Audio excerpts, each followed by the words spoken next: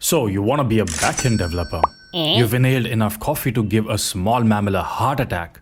You've installed VS Code twice just to feel something. Nice! Let's build your first Node app. No computer science degree required, no plan, no shame. Step 0. Install Node. First, install Node from Node.js.org. Click the big green button like your backend future depends on it, because it does. Then check if it worked with this ancient ritual in command prompt or your trusty ally Visual Code. Node space -v. If you see a version number instead of an error, congrats, Node is in your bloodstream now. Your next step is to create a file named index.js. That's it. That's the backend initiation ritual. Inside, write the sacred JavaScript incantation, hello world.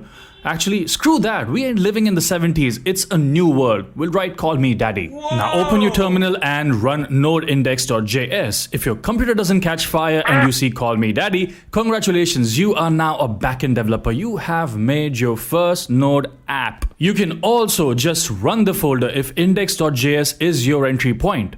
Type node . Node usually just figures it out, unless it's a Tuesday or Mercury is in retrograde. Congrats, you've now written JavaScript on the server. You have unlocked the backend mode. You've also unlocked 17 more questions, 3 new bugs, and a mild existential crisis.